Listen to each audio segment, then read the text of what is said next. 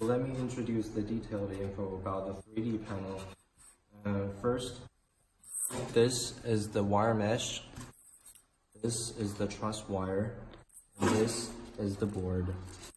So all of these parts are customized so you can give us the specs on all of these things so we can make it for you.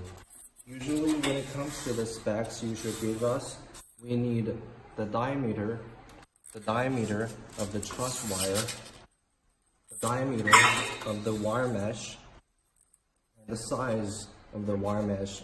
When it comes, usually the size of the wire mesh, all you have to do is give us the length and the width of this wire mesh, and then the thickness of this board.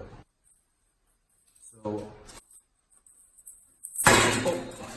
you see the